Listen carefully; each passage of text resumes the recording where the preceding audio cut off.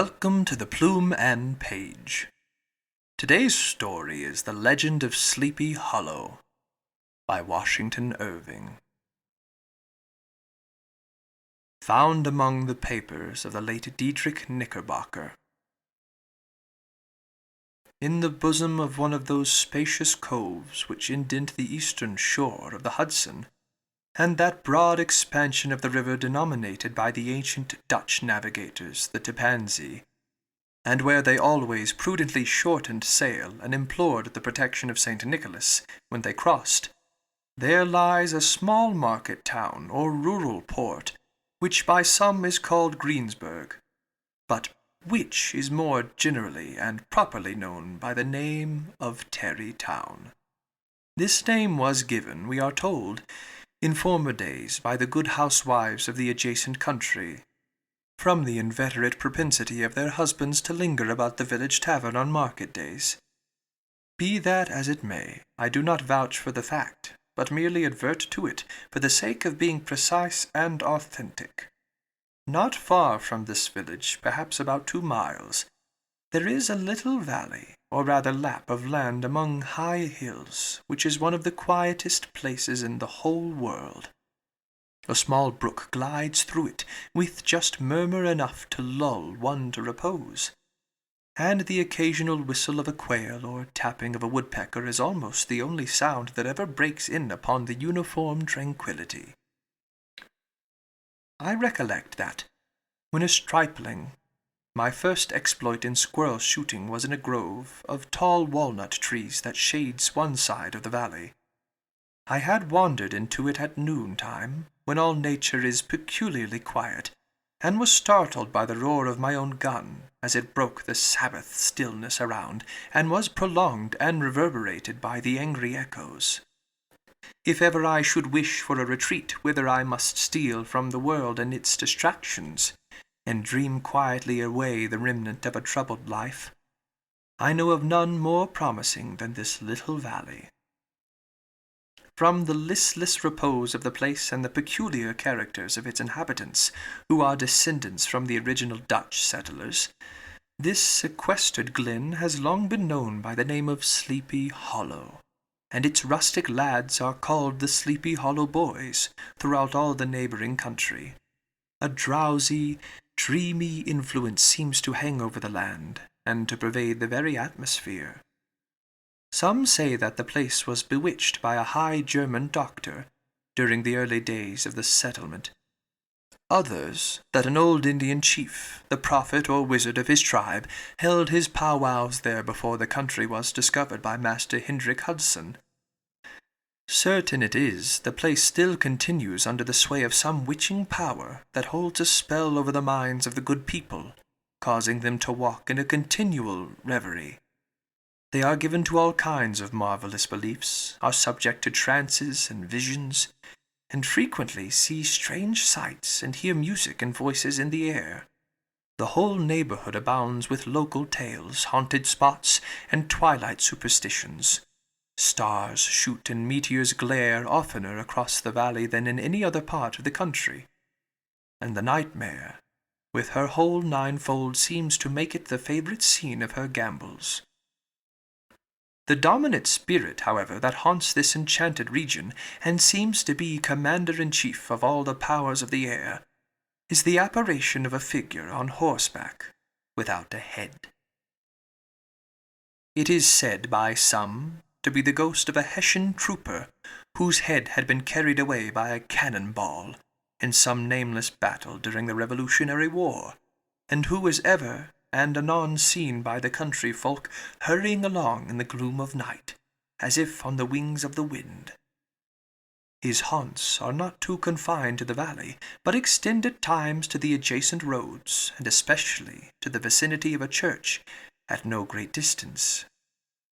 Indeed, certain of the most authentic historians of those parts, who have been careful in collecting and collating the floating facts concerning this spectre, allege that the body of the trooper having been buried in the churchyard, the ghost rides forth to the scene of battle in nightly quest of his head, and that the rushing speed with which he sometimes passes along the hollow, like a midnight blast, is owing to his being belated, and in a hurry to get back to the churchyard before daybreak.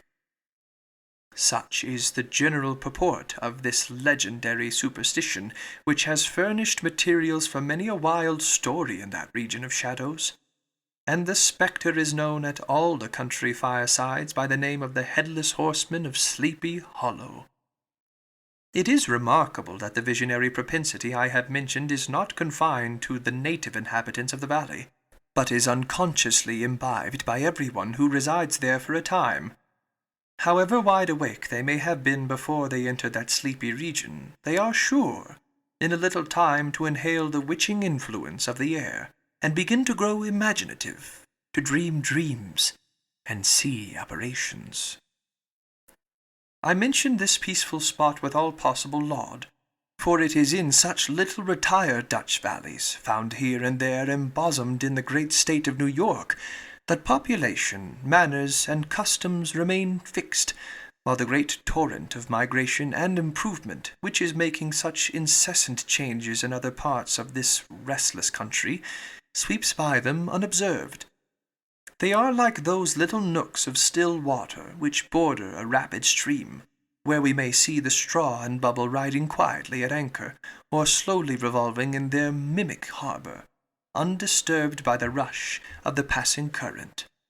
Though many years have elapsed since I trod the drowsy shades of Sleepy Hollow, yet I question whether I should not still find the same trees and the same families vegetating in its sheltered bosom.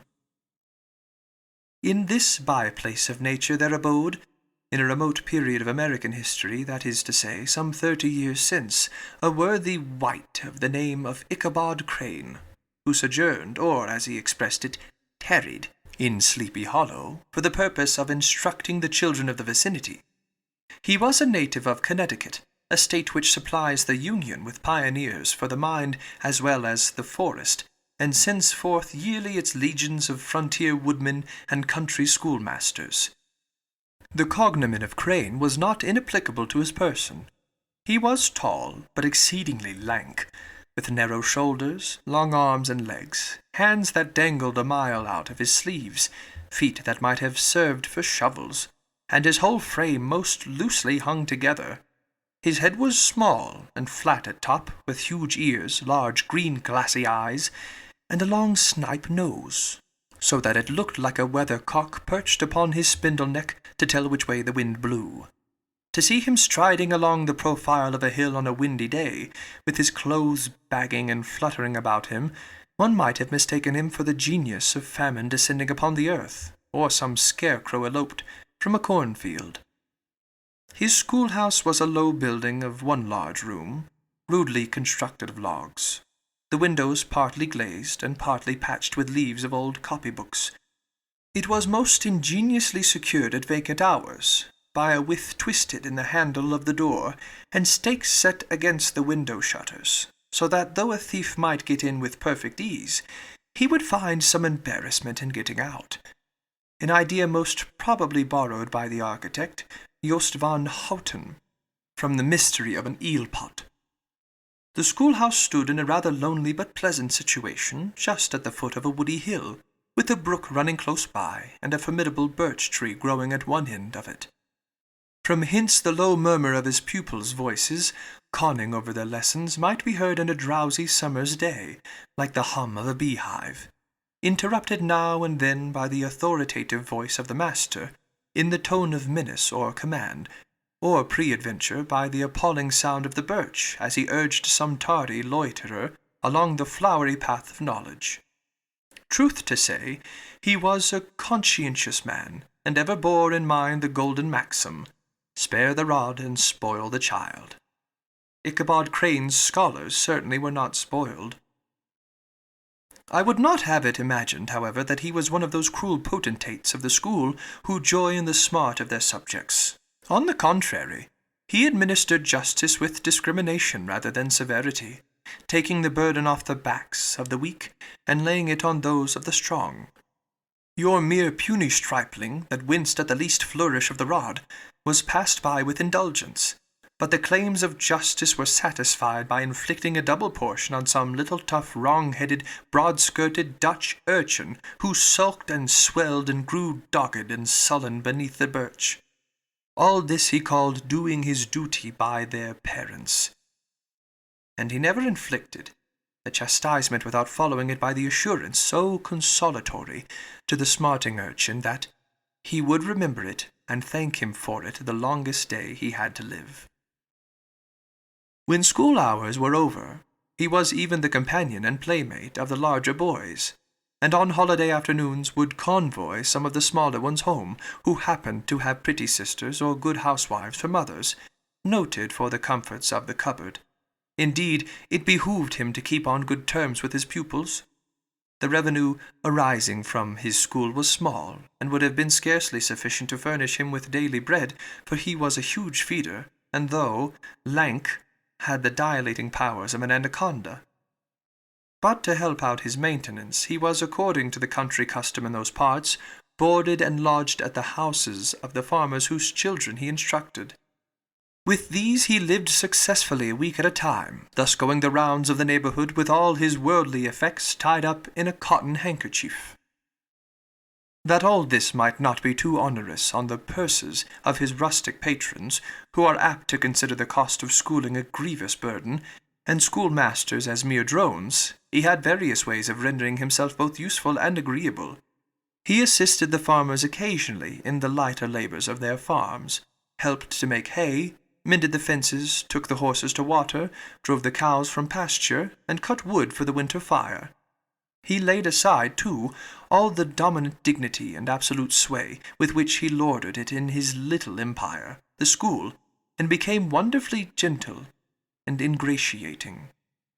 He found favor in the eyes of the mothers by petting the children, particularly the youngest, and like the lion bold, which whilom so magnanimously the lamb did hold, he would sit with a child on one knee, and rock a cradle with his foot for whole hours together. In addition to his other vocations, he was the singing master of the neighborhood, and picked up many bright shillings by instructing the young folks in psalmody. It was a matter of no little vanity to him on Sundays to take his station in front of the church gallery, with a band of chosen singers, where, in his own mind, he completely carried away the palm from the parson. Certain it is, his voice resounded far above all the rest of the congregation, and there are peculiar quavers still to be heard in that church, and which may even be heard half a mile off, quite to the opposite side of the mill-pond, on a still Sunday morning, which are said to be legitimately descended from the nose of Ichabod Crane. Thus, by divers little makeshifts, in that ingenious way which is commonly denominated by hook and crook, the worthy pedagogue got on tolerably enough, and was thought by all who understood nothing of the labor of head-work to have a wonderfully easy life of it. The schoolmaster is generally a man of some importance in the female circle of a rural neighborhood, being considered a kind of idle, gentlemanlike personage of vastly superior taste and accomplishments to the rough country swains, and, indeed, inferior in learning only to the parson. His appearance, therefore, is apt to occasion some little stir at the tea-table of a farmhouse, and the addition of a supernumerary dish of cakes or sweetmeats, or, peradventure, the parade of a silver teapot. Our man of letters, therefore, was peculiarly happy in the smiles of all the country damsels. How he would figure among them in the churchyard between services on Sundays, gathering grapes for them from the wild vines that overran the surrounding trees, reciting for their amusement all the epithets on the tombstones, or sauntering with a whole bevy of them along the banks of the adjacent mill-pond, while the more bashful country bumpkins hung sheepishly back, envying his superior elegance and address. From his half-itinerant life, also, he was a kind of travelling gazette, carrying the whole budget of local gossip from house to house, so that his appearance was always greeted with satisfaction. He was, moreover, esteemed by the women as a man of great erudition, for he had read several books quite through, and was a perfect master of Cotton Mather's History of New England Witchcraft, in which, by the way, he most firmly and potently believed. He was, in fact, an odd mixture of small shrewdness and simple credulity. His appetite for the marvellous and his powers of digesting it were equally extraordinary, and both had been increased by his residence in this spell-bound region. No tale was too gross or monstrous for his capacious swallow. It was often his delight, after his school was dismissed in the afternoon, to stretch himself on the rich bed of clover bordering the little brook that whimpered by his schoolhouse, and there con over old Mather's direful tales, until the gathering dusk of evening made the printed page a mere mist before his eyes. Then, as he wended his way by swamp and stream and awful woodland to the farmhouse where he happened to be quartered, every sound of nature at that witching hour fluttered his excited imagination. The moan of the whip-poor-will from the hillside, the boding cry of the tree-toad, that harbinger of storm, the dreary hooting of the screeching owl, or the sudden rustling in the thicket of birds frightened from their roost. The fireflies, too, which sparkled most vividly in the darkest places, now and then startled him, as one of uncommon brightness would stream across his path. And if, by chance, a huge blockhead of a beetle came winging his blundering flight against him, the poor varlet was ready to give up the ghost, which the idea that he was struck with a witch's token. His only resource on such occasions, either to drown thought or drive away evil spirits, was to sing psalm tunes and the good people of Sleepy Hollow, as they sat by their doors of an evening, were often filled with awe at hearing his nasal melody, in linked sweetness long drawn out, floating from the distant hill or along the dusky road. Another of his sources of fearful pleasure was to pass long winter evenings with the old Dutch wives, as they sat spinning by the fire with a row of apples roasting and spluttering along the hearth, and listened to their marvellous tales of ghosts and goblins, and haunted fields and haunted books and haunted bridges and haunted houses, and particularly of the headless horseman or galloping Hessian of the hollow, as they sometimes called him. He would delight them equally by his anecdotes of witchcraft, and of the direful omens and portentous sights and sounds in the air, which prevailed in the earlier times of Connecticut, and would frighten them woefully with speculations upon comets and shooting stars, and with the alarming fact that the world did absolutely turn round, and that they were half the time topsy-turvy. But if there was a pleasure in all this, while snugly cuddling in the chimney corner of a chamber that was all of a ruddy glow from the crackling wood fire, and where, of course, no spectre dared to show its face, it was dearly purchased by the terrors of his subsequent walk homewards. What fearful shapes and shadows bested his path amidst the dim and ghastly glare of a snowy night! With what wistful look did he eye every trembling ray of light streaming across the waste fields from some distant window! How often was he appalled by some shrub covered with snow, which, like a sheeted spectre, beset his very path! How often did he shrink with curdling awe at the sound of his own steps on the frosty crust beneath his feet, and dread to look over his shoulder, lest he should behold some uncouth being tramping close behind him! And how often was he thrown into complete dismay by some rushing blast, howling among the trees in the idea that it was the galloping Hessian on one of his nightly scourings. All these, however, were mere terrors of the night, phantoms of the mind that walk in darkness. And though he had seen many spectres in his time, and been more than once beset by Satan in divers shapes, in his lonely preambulations, yet daylight put an end to all these evils. And he would have passed a pleasant life of it, in despite of the devil and all his works, if his path had not been crossed by a being that caused more perplexity to mortal man than ghosts, goblins, and the whole race of witches put together, and that was a woman. Among the musical disciples who assembled one evening in each week to receive his instructions in psalmody was Katrina van Tassel, the daughter and only child of a substantial Dutch farmer.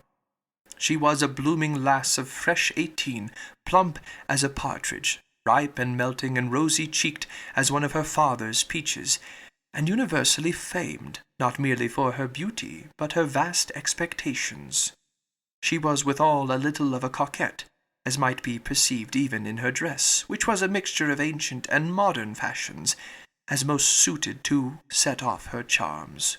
She wore the ornaments of pure yellow gold, which her great-great-grandmother had brought over from Sardam, the tempting stomacher of the olden time, and withal a provokingly short petticoat, to display the prettiest foot and ankle in the country round.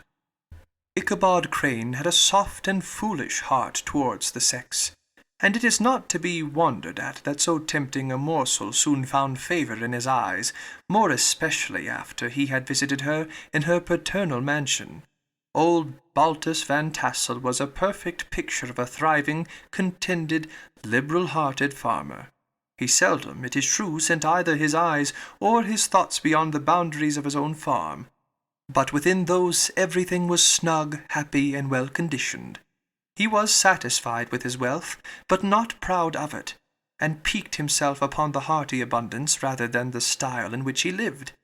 His stronghold was situated on the banks of the Hudson, in one of those green, sheltered, fertile nooks in which the Dutch farmers are so fond of nestling. A great elm tree spread its broad branches over it, at the foot of which bubbled up a spring of the softest and sweetest water, in a little well formed of a barrel, and then stole sparkling away through the grass to a neighbouring brook that babbled along among alders and dwarf willows. Hard by the farmhouse was a vast barn that might have served for a church, every window and crevice of which seemed bursting forth with the treasures of the farm.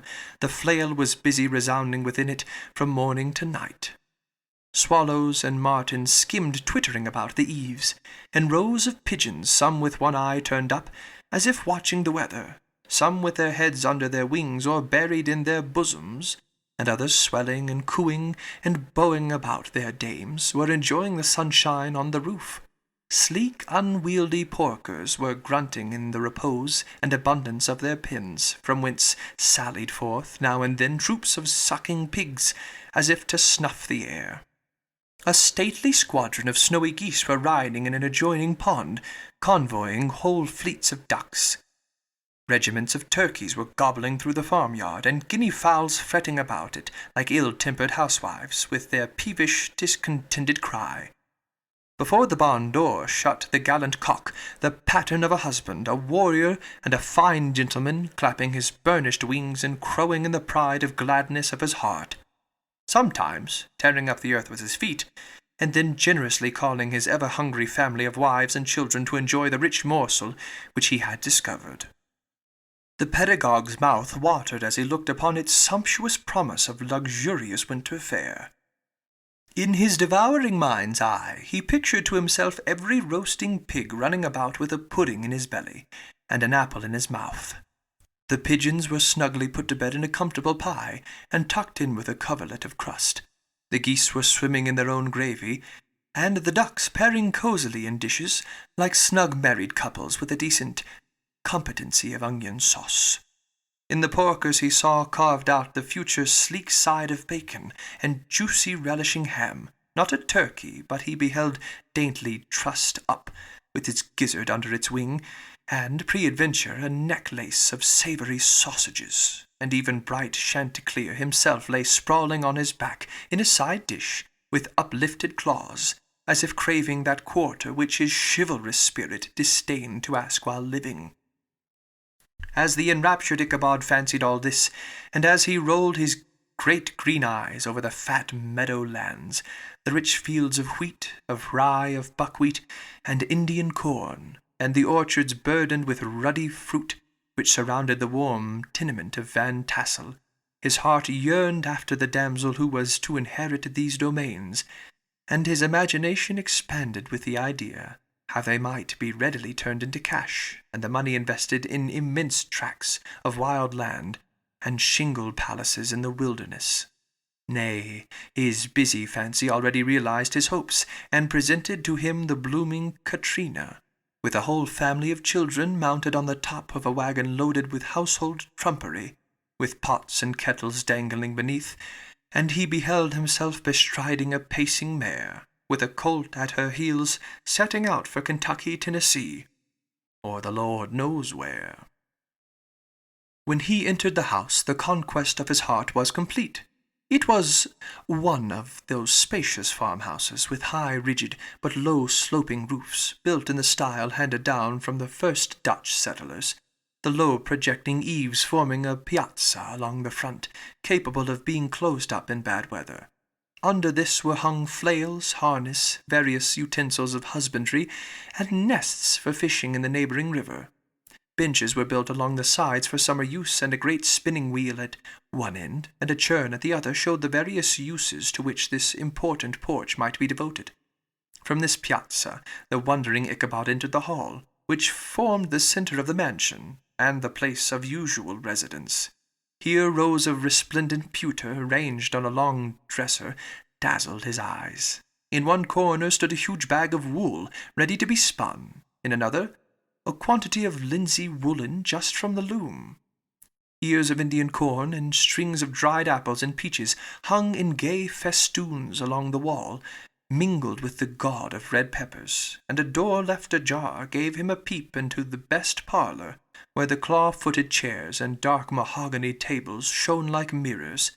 Adrians, with their accompanying shovel and tongs, glistened from their covert of asparagus tops.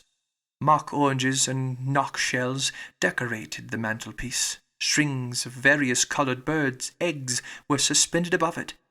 A great ostrich egg was hung from the centre of the room, and a corner cupboard, knowingly left open, displayed immense treasures of old silver and well-mended china. From the moment Ichabod laid his eyes upon these regions of delight, the peace of his mind was at an end, and his only study was how to gain the affections of the peerless daughter of Van Tassel. In this enterprise, however, he had more real difficulties than generally fell to the lot of a knight-errant of yore, who seldom had anything but giants, enchanters, fiery dragons, and such like easily conquered adversaries to contend with, and had to make his way merely through gates of iron and brass, and walls of adamant to the castle keep where the lady of his heart was confined. All which he achieved as easily as a man would carve his way to the centre of a Christmas pie, and then the lady gave him her hand as a matter of course. Ichabod, on the contrary, had to win his way to the heart of a country coquette, beset with a labyrinth of whims and caprices, which were forever presenting new difficulties and impediments, and he had to encounter a host of fearful adversaries of real flesh and blood, the numerous rustic admirers, who beset every portal to her heart, keeping a watchful and angry eye upon each other, but ready to fly out in the common cause against any new competitor. Among these, the most formidable was a burly, roaring, roystering blade of the name of Abraham, or, according to the Dutch abbreviation, Brom van Brunt, the hero of the country round, which rang with his feasts of strength and herodhood. He was broad-shouldered and double-jointed, with short curly black hair and a bluff but not unpleasant countenance, having a mingled air of fun and arrogance. From his Herculean frame and great powers of limb he had received the nickname of Brom Bones, by which he was universally known. He was famed for great knowledge and skill in horsemanship, being as dexterous on horseback as a Tartar. He was foremost at all races and cockfights, and, with the ascendancy which bodily strength always acquires in rustic life, was the umpire in all disputes, setting his hat on one side and giving his decisions with an air and tone that admitted of no gainsay or appeal. He was always ready for either a fight or a frolic, but had more mischief than ill will in his composition, and with all his overbearing roughness there was a strong dash of waggish good humour at bottom. He had 3 or 4 boon companions who regarded him as their model, and at the head of whom he scoured the country, attending every scene of feud or merriment for miles round.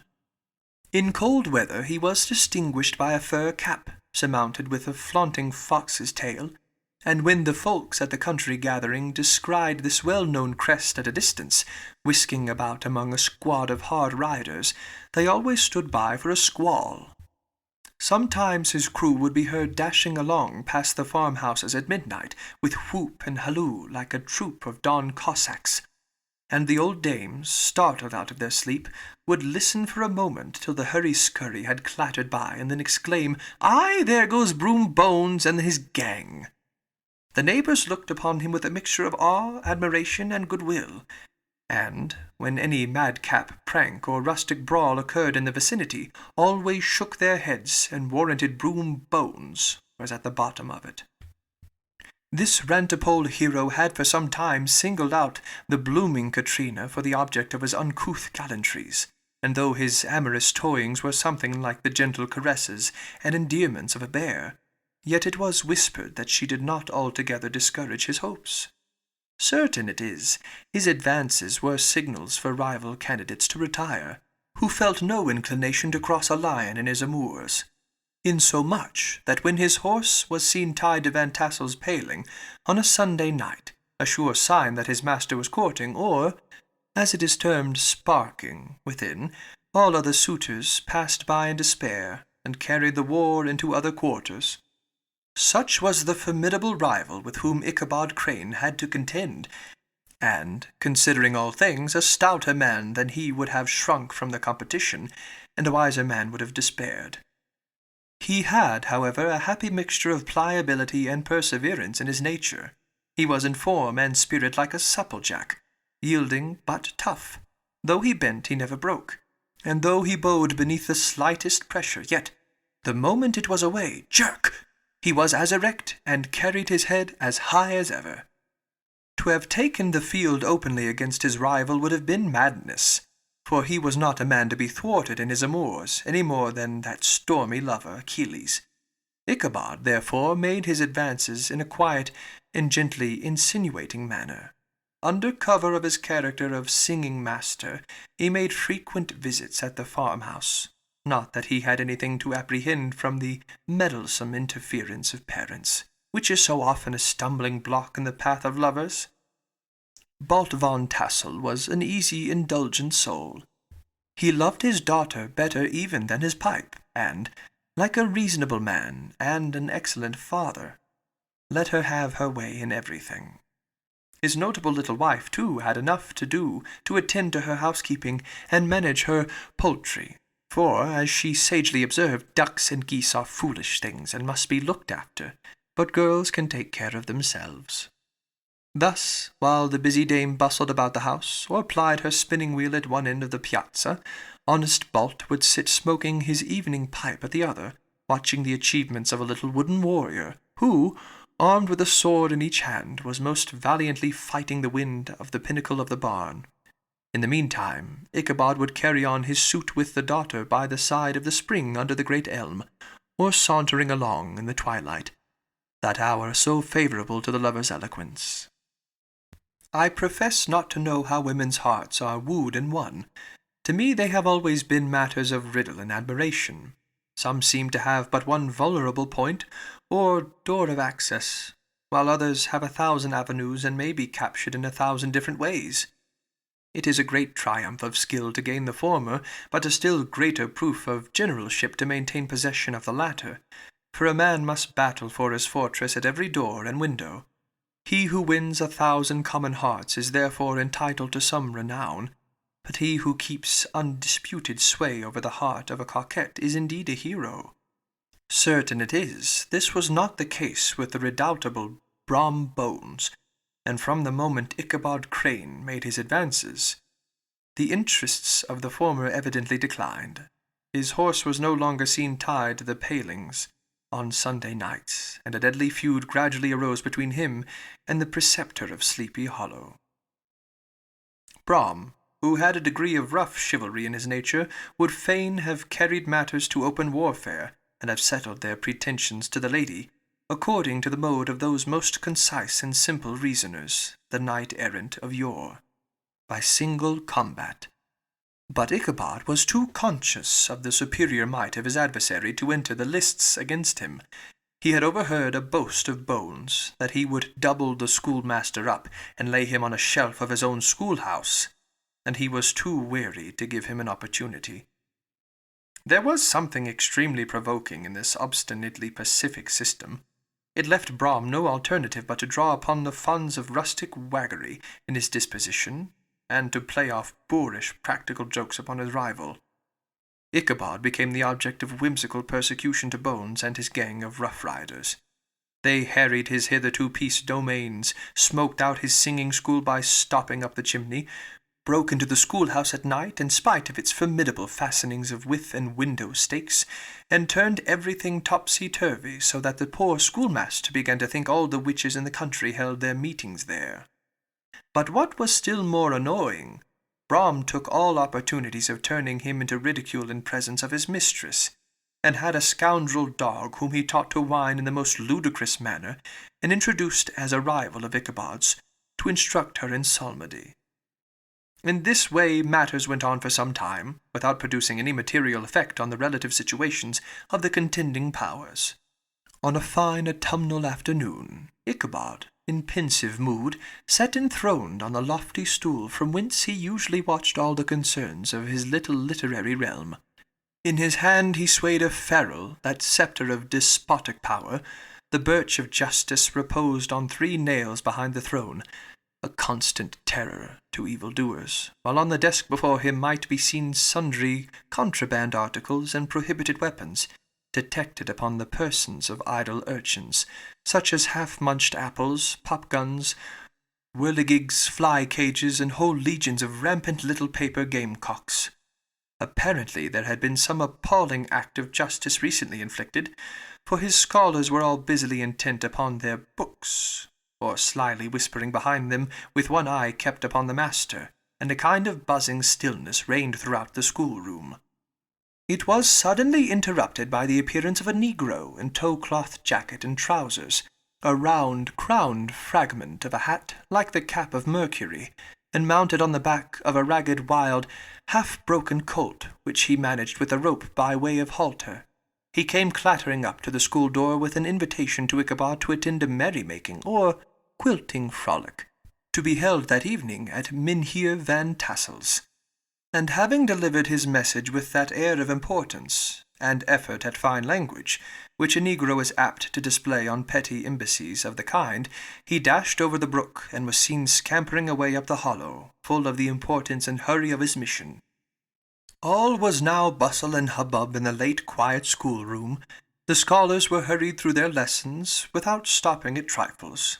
Those who were nimble skipped over half with impunity, and those who were tardy had a smart application now and then in the rear, to quicken their speed or help them over a tall word.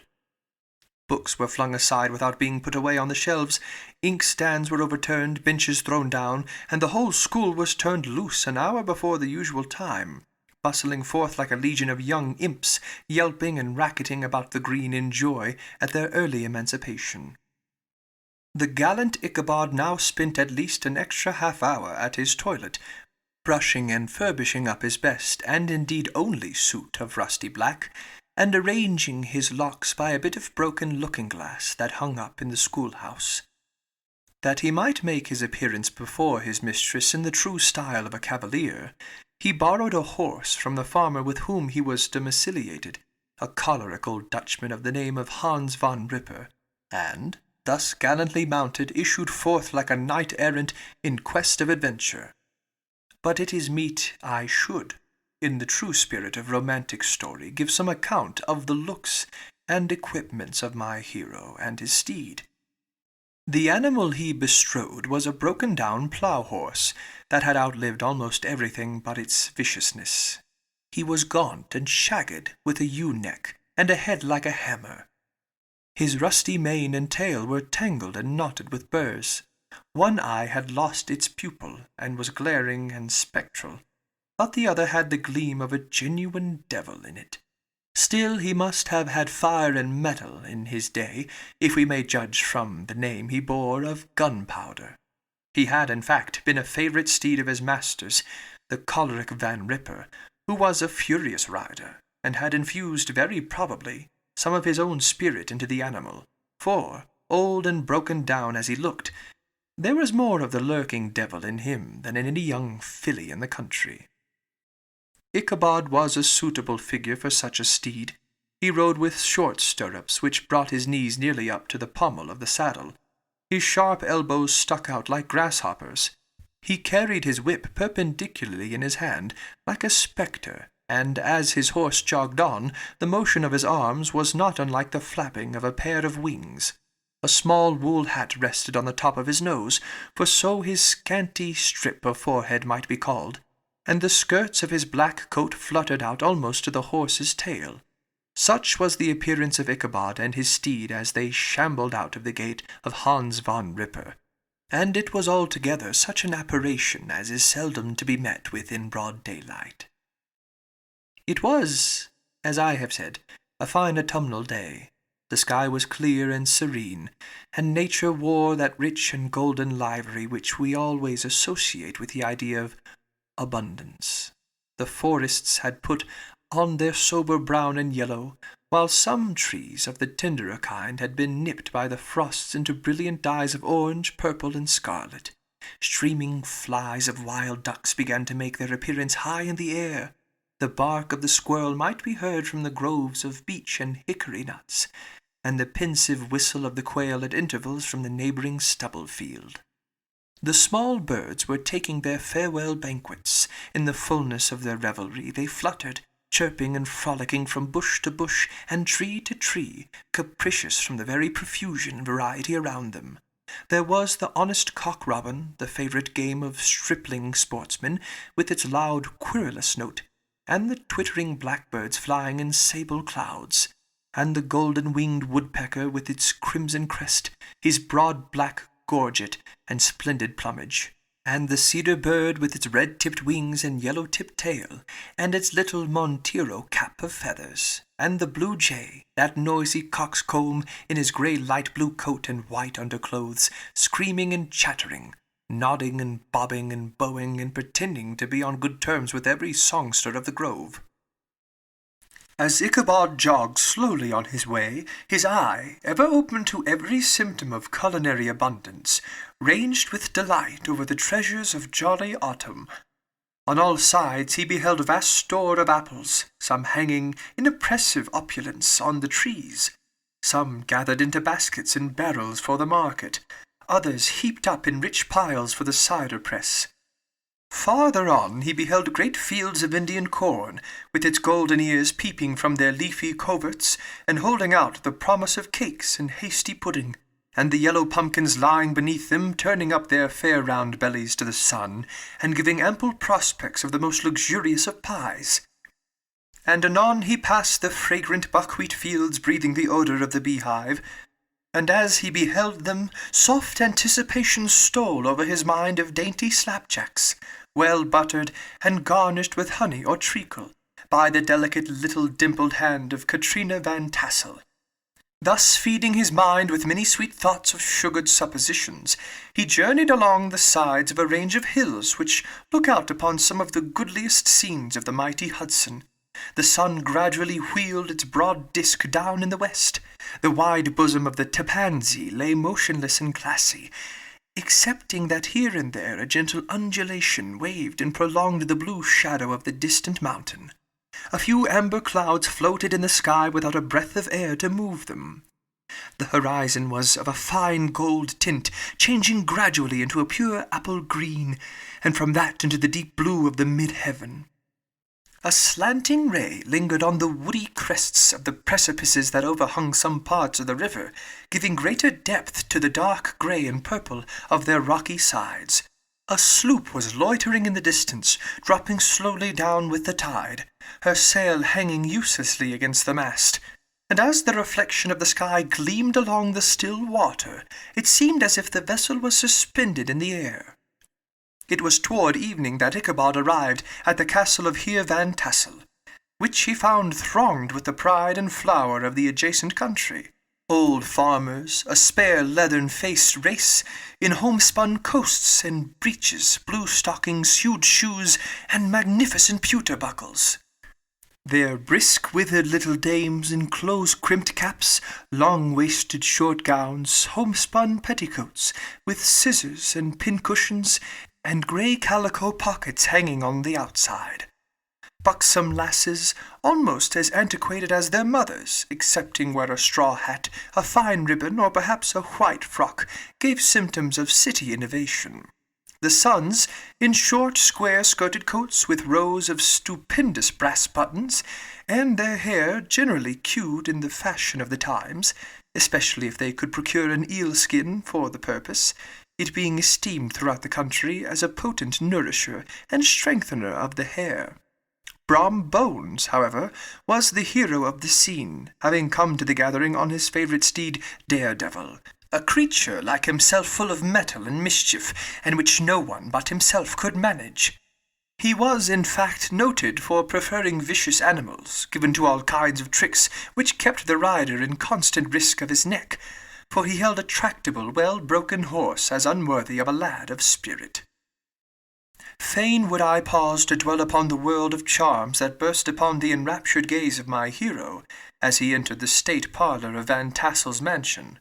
Not those of the bevy of buxom lasses, with their luxurious display of red and white, but the ample charms of a genuine Dutch country tea-table in the sumptuous time of autumn.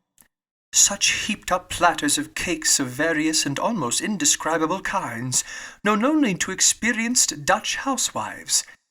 There was the doughy doughnut, the tender olykoek, and the crisp and crumbling cruller, sweet cakes and short cakes, ginger cakes and honey cakes, and the whole family of cakes. And then there were apple pies and peach pies and pumpkin pies, besides slices of ham and smoked beef, and moreover delectable dishes of preserved plums and peaches and pears and quinces.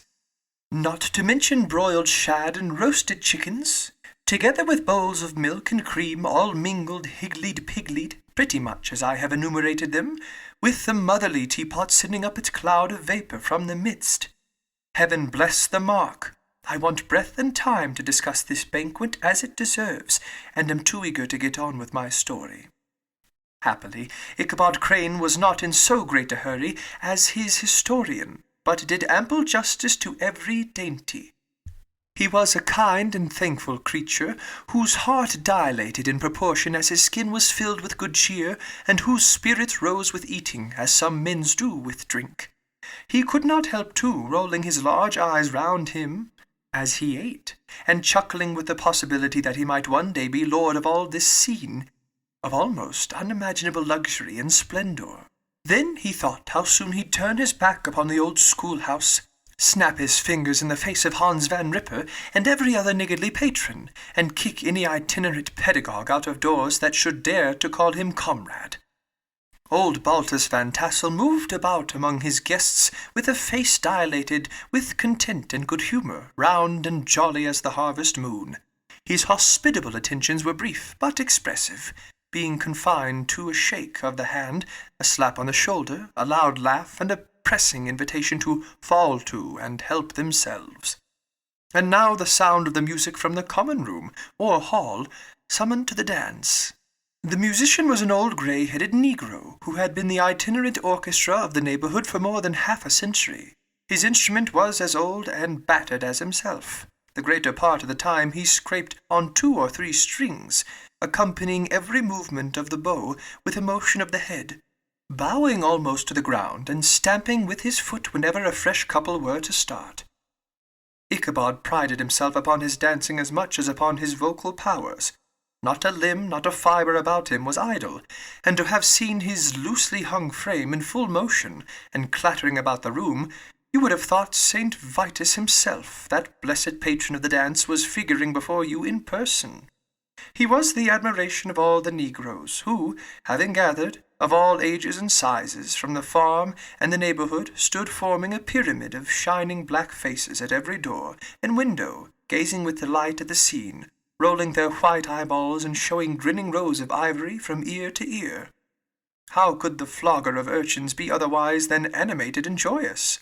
The lady of his heart was his partner in the dance, and smiling graciously in reply to all his amorous oglings, while Brom Bones, sorely smitten with love and jealousy, sat brooding by himself in one corner. When the dance was at an end, Ichabod was attracted to a knot in the sager folks, who, with old Van Tassel, sat smoking at one end of the piazza, gossiping over former times and drawing out long stories about the war. This neighborhood, at the time of which I am speaking, was one of those highly favored places which abound with chronicle and great men. The British and American line had run near it during the war. It had, therefore, been the scene of marauding and infested with refugees, cowboys, and all kinds of border chivalry. Just sufficient time had elapsed to enable each storyteller to dress up his tale with a little becoming fiction, and, in the indistinctness of his recollection, to make himself the hero of every exploit. There was the story of Dufay Martling, a large blue-bearded Dutchman, who had nearly taken a British frigate with an old iron 9-pounder from a mud breastwork, only that his gun burst at the 6th discharge. And there was an old gentleman who shall be nameless, being too rich in a manere to be lightly mentioned, who, in the battle of White Plains, being an excellent master of defence, parried a musket ball with a small sword, insomuch that he absolutely felt it whiz round the table and glance off at the hilt, in proof of which he was ready at any time to show the sword, with the hilt a little bent. There were several more that had been equally great in the field, not one of whom but was persuaded that he had a considerable hand in bringing the war to a happy termination. But all these were nothing to the tales of ghosts and apparitions that succeeded. The neighborhood is rich in legendary treasures of the kind. Local tales and superstitions thrive best in these sheltered, long-settled retreats, but are trampled underfoot by the shifting throng that forms the population of most of our country places. Besides, there is no encouragement for ghosts in most of our villages, for they have scarcely had time to finish their first nap and turn themselves in their graves before their surviving friends have travelled away from the neighborhood, so that when they turn out at night to walk their rounds, they have no acquaintance left to call upon. This is perhaps the reason why we seldom hear of ghosts except in our long-established Dutch communities. The immediate cause, however, of the prevalence of supernatural stories in these parts was doubtless owing to the vicinity of Sleepy Hollow. There was a contagion in the very air that blew from that haunted region. It breathed forth an atmosphere of dreams and fancies infecting all the land. Several of the Sleepy Hollow people were present at Van Tassel's and, as usual, were doing out their wild and wonderful legends. Many dismal tales were told about funeral trains and mourning cries and wailing heard and seen about the great tree where the unfortunate Major Andre was taken, and which stood in the neighborhood. Some mention was made also of the woman in white that haunted the dark glen at Raven Rock, and was often heard to shriek on winter nights before a storm, having perished there in the snow.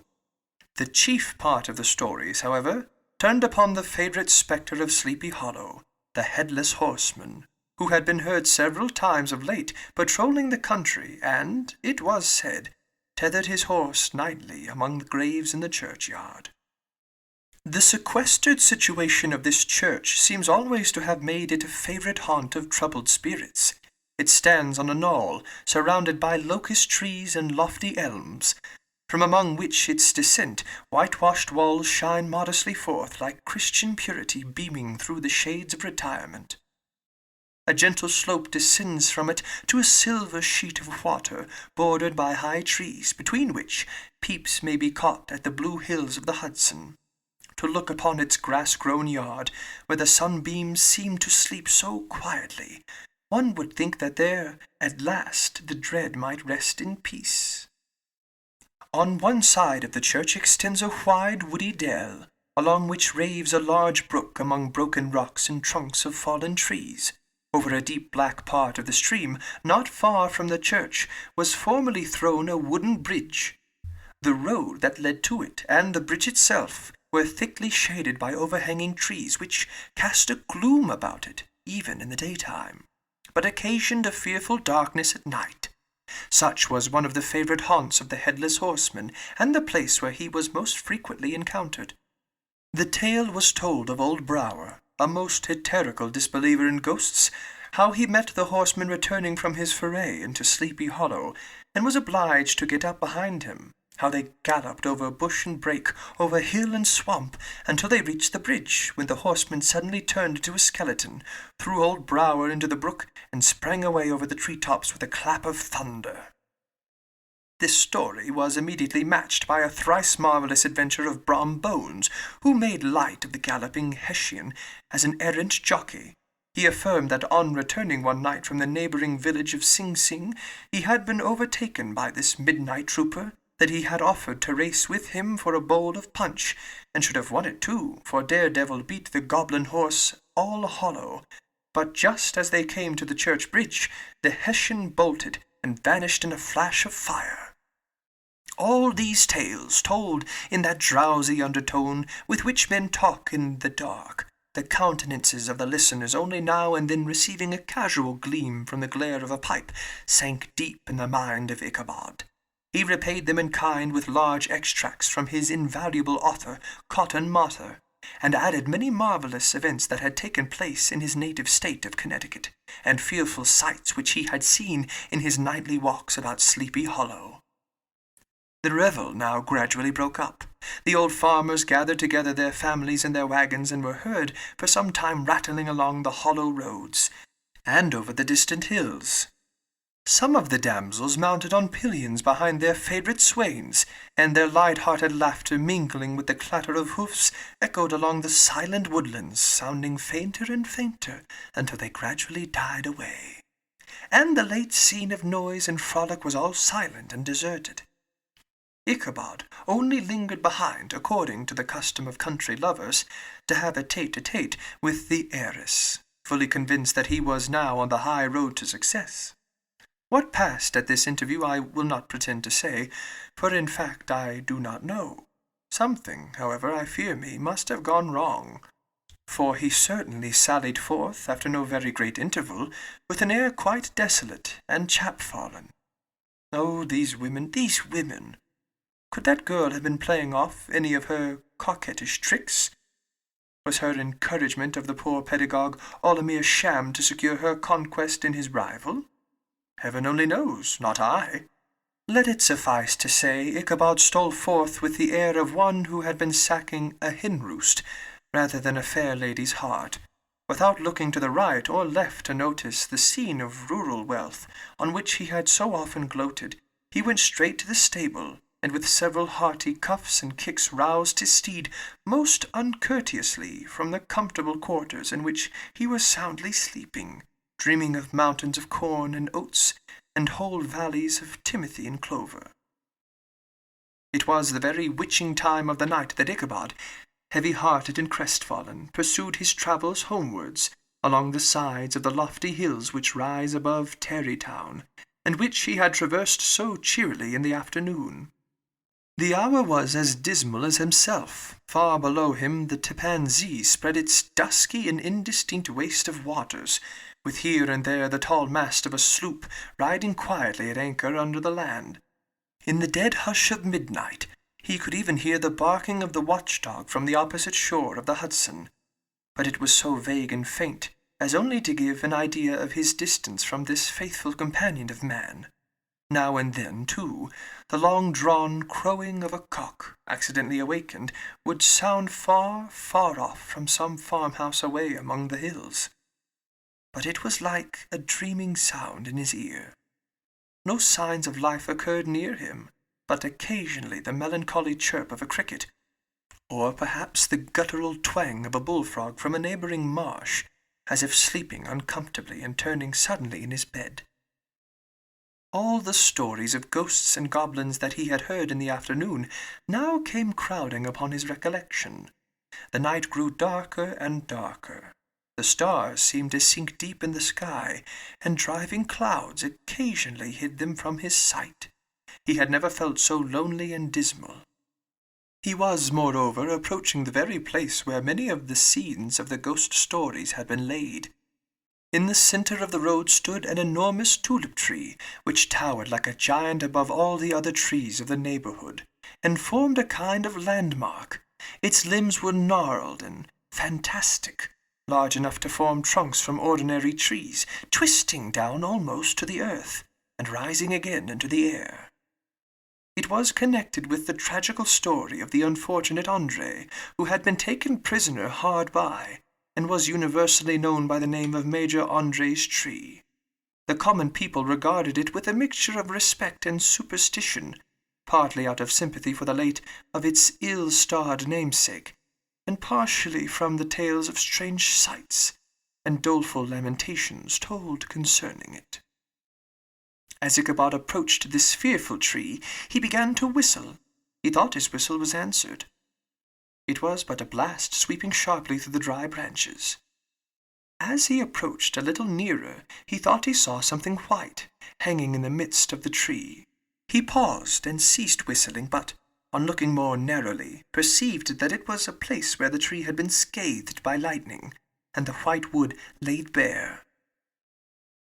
Suddenly he heard a groan. His teeth chattered, and his knees smote against the saddle. It was but the rumbling of one huge bow upon another, as they were swayed about by the breeze. He passed the tree in safety, but new perils lay before him. About 200 yards from the tree, a small brook crossed the road and ran into a marshy and thick-wooded glen, known by the name of Wiley's Swamp. A few rough logs laid side by side served for a bridge over this stream.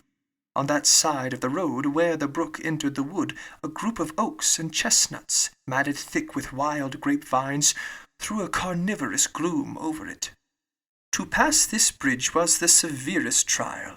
It was at this identical spot that the unfortunate Andre was captured, and under the covert of these chestnuts and vines were the sturdy yeomen concealed who surprised him.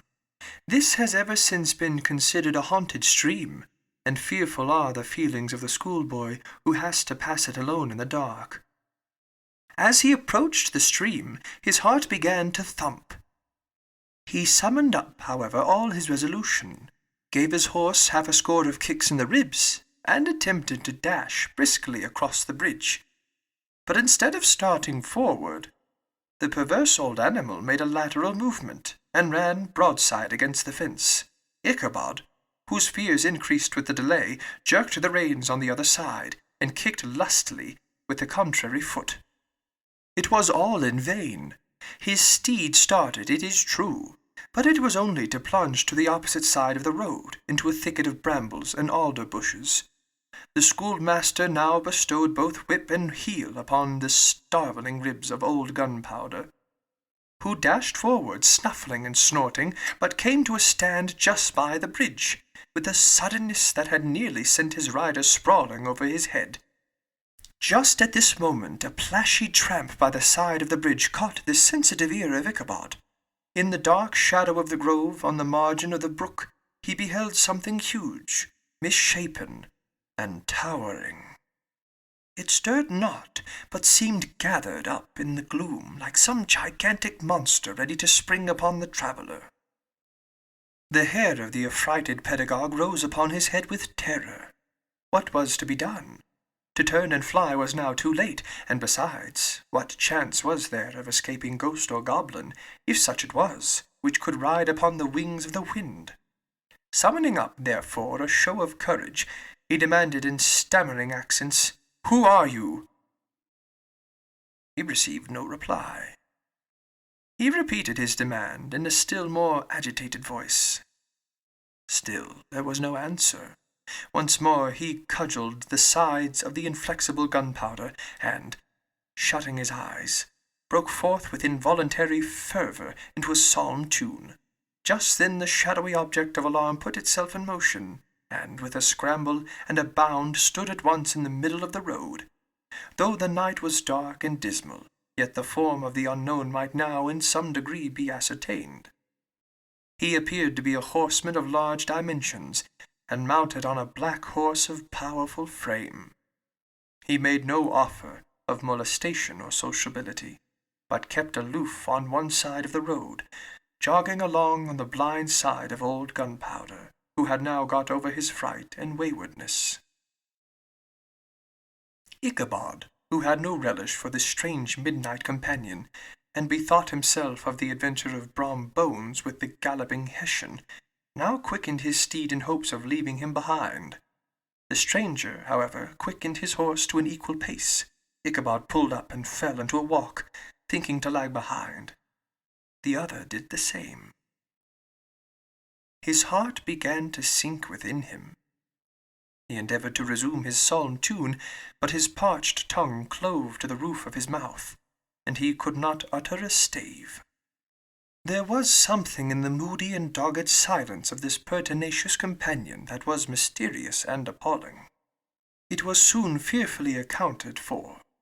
On mounting a rising ground, which brought the figure of his fellow-traveller in relief against the sky, gigantic in height and muffled in a cloak, Ichabod was horror-struck on perceiving that he was headless. But his horror was still more increased on observing that the head, which should have rested on his shoulders, was carried before him on the pommel of his saddle.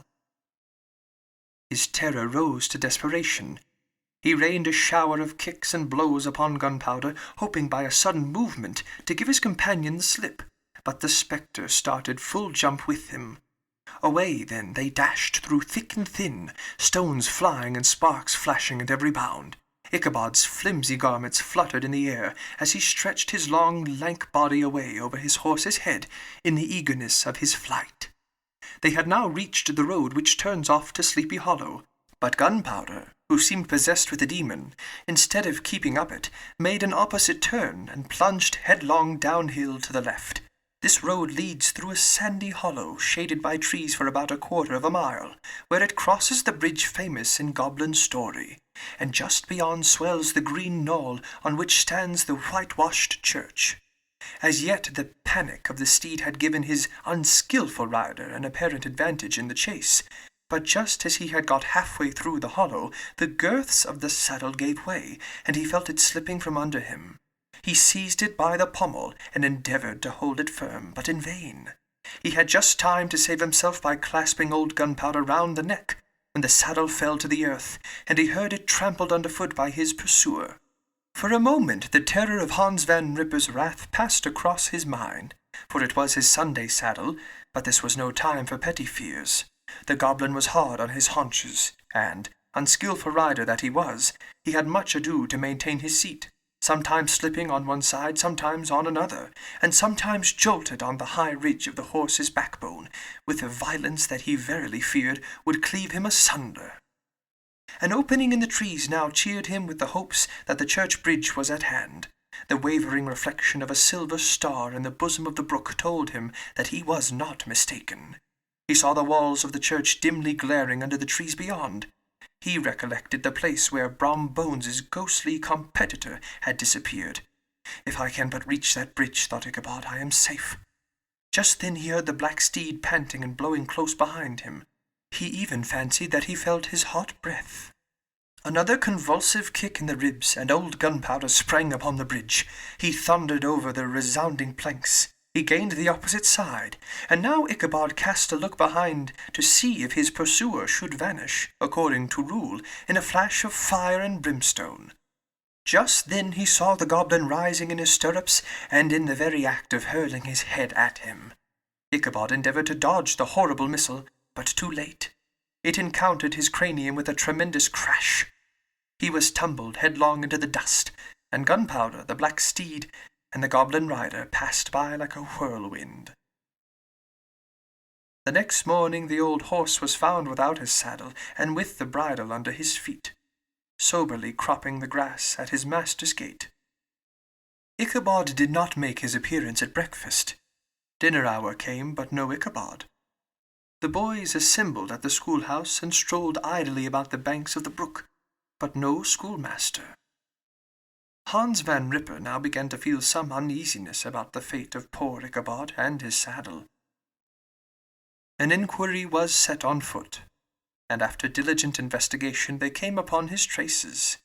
In one part of the road leading to the church was found the saddle trampled in the dirt, the tracks of horses' hoofs deeply dented in the road, and evidently at furious speed, were traced to the bridge, beyond which, on the bank of a broad part of the brook, where the water ran deep and black, was found the hat of the unfortunate Ichabod. and close beside it a shattered pumpkin. The brook was searched, but the body of the schoolmaster was not to be discovered. Hans Van Ripper, as executor of his estate, examined the bundle which contained all his worldly effects. They consisted of 2 shirts and a half, 2 socks for the neck, a pair or 2 of worsted stockings, an old pair of corduroy small clothes, a rusty razor, a book of psalm tunes full of dog's ears, and a broken pitch pipe. As to the books and furniture of the schoolhouse, they belonged to the community, excepting Cotton Mather's History of Witchcraft, a New England almanac, and a book of dreams and fortune-telling, in which last was a sheet of foolscap much scribbled and blotted in several fruitless attempts to make a copy of verses in honour of the heiress of Van Tassel. These magic books and the poetic scrawl were forthwith consigned to the flames by Hans Van Ripper, who, from that time forward, determined to send his children no more to school, observing that he never knew any good come of this same reading and writing. Whatever money the schoolmaster possessed, and he had received his quarter's pay but a day or 2 before, he must have had about his person at the time of his disappearance. The mysterious event caused much speculation at the church on the following Sunday. Knots of gazers and gossips were collected in the churchyard, at the bridge, and at the spot where the hat and pumpkin had been found. The stories of Brower, of Bones, and a whole budget of others were called to mind, and when they had diligently considered them all, and compared them with the symptoms of the present case, they shook their heads, and came to the conclusion that Ichabod had been carried off by the galloping Hessian. As he was a bachelor, and in nobody's debt, nobody troubled his head any more about him. The school was removed to a different quarter of the hollow, and another pedagogue reigned in his stead. It is true, an old farmer who had been down to New York on a visit several years after, and from whom this account of the ghostly adventure was received, brought home the intelligence that Ichabod Crane was still alive, that he had left the neighbourhood partly through fear of the goblin and Hans Van Ripper, and partly in mortification at having been suddenly dismissed by the heiress, that he had changed his quarters to a distant part of the country, had kept school and studied law at the same time, had been admitted to the bar, turned politician, electioneered, written for the newspapers, and finally had been made a justice of the 10-pound court.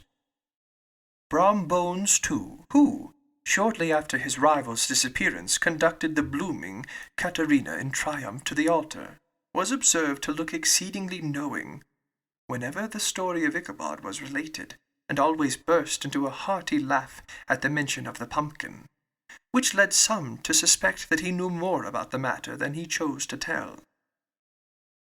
The old country wives, however, who are the best judges of these matters, maintain to this day that Ichabod was spirited away by supernatural means, and it is a favourite story often told about the neighbourhood round the winter evening fire. The bridge became more than ever an object of superstitious awe, and that may be the reason why the road has been altered of late years, so as to approach the church by the border of the mill pond. The schoolhouse being deserted soon fell to decay, and was reported to be haunted by the ghost of the unfortunate pedagogue and the ploughboy. Loitering homeward of a still summer evening, has often fancied his voice at a distance, chanting a melancholy psalm tune among the tranquil solitudes of Sleepy Hollow.